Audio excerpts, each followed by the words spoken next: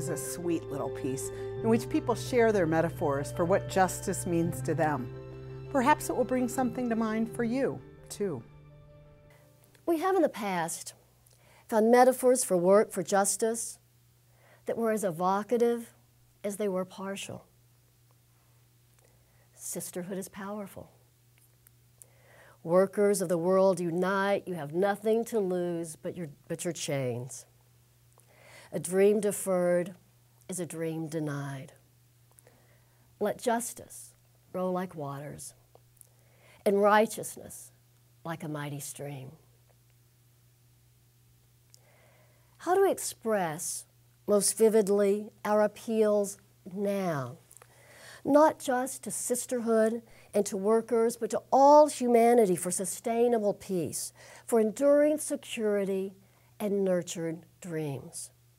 A complex task, to be sure. But let us be artisans. Artisans of hope, artisans of wonder, working with the clay of human longing, of our capacities for greed and indifference, for exclusion and fear, as well as our capacities for generosity, courage, forgiveness, and resilience. May we craft together flourishing communities of honesty, inclusion, self-critique, and hope. This prose poem is pruned back like a tree in winter. I'm attempting to suggest in a few words what matters. For social justice work, and particularly the development of prophetic voice, because I would say that this voice matters most, because all of our action emerges from there.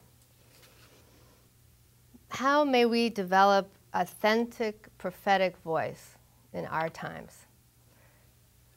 Observe nature and grow the whole tree, roots, trunk, and branches. Outspread branches are many different ways of acting and speaking on inner call. Know that branches must connect to the trunk to flourish. See that fallen limbs are swept away by weather and fire. When too many branches grow, be willing to prune back, to pare away. Let leaves drop off in their time, for the cycle will turn round. Grow and let go, because other seasons will emerge. Roots are the grounding of the whole tree, the foundation for transformation. Know that unseen connections nourish and keep the trunk standing. Plant in rich earth for sustenance, drawing on many sources for food. Welcome nutrients brought from a distance, from flowing underground waters, and offer gratitude, for in concert with other trees, a forest grows.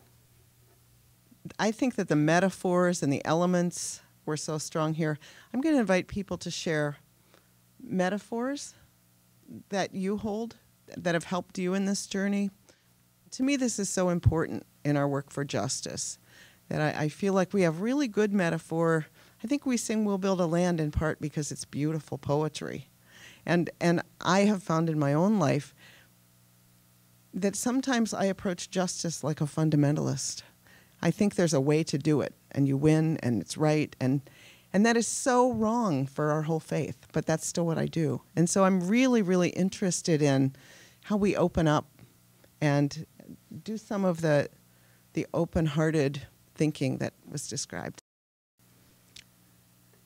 She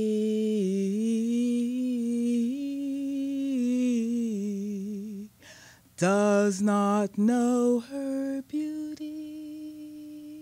She thinks her brown body She thinks her brown body has no glory.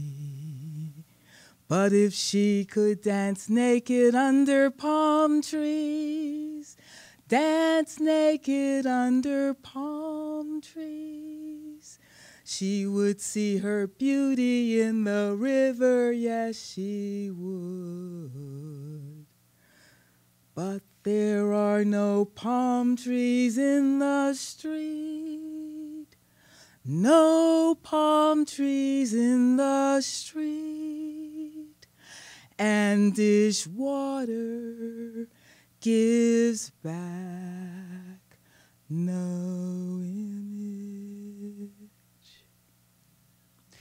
If you look at how most normal sailing vessels move through the ocean, the heaviest part of them and the most invisible part of them is underwater. And they have to push through the water with great effort to go forward. But if you look at the way the trimaran goes through the water, it just floats on top of the water and just flies along because it's not burdened with the keel and all that's underwater. And I think that if we can be that way in some of our prophetic work, and specifically I had the pleasure of being in the audience with Archbishop Tutu and the Dalai Lama last year when they were in Seattle, and they had really kept the audience just gripped for some time. And suddenly Tutu leaned over and he put his face, they were sitting beside each other, but he leaned over and put his face about 6 inches from the Dalai Lama's face, and he said, "Now, how can this man remain so light? You've heard him today. You've seen his sense of humor. For 50 years, he's struggled to free Tibet, and he has death threats, and the communist government labels him a terrorist. And how can he remain so light?" And then he shook his finger in his face. He said, "I tell him to act more like a holy man, and he never listens to me." And the whole audience just erupted with laughter. And they both so model not taking ourselves seriously while dealing with very serious subjects. And I think that if we can do that, it's a little bit like the metaphor, I think, of the sailboat versus the trimaran. So thank you. When you mentioned a sailboat, this came to me. My father just died in November, and he was a great sailor. And he told me once, Al, he goes, it isn't the wind that makes the sailboat go. The sail creates a vacuum, and the boat is pulled forward. It's not what you think. A vacuum pulls the boat forward. And for me, the metaphor around social justice and every step I take in my life is this sense of being lured, that's something I discern in the moment in my heart. And I guess that's what I wanted to say.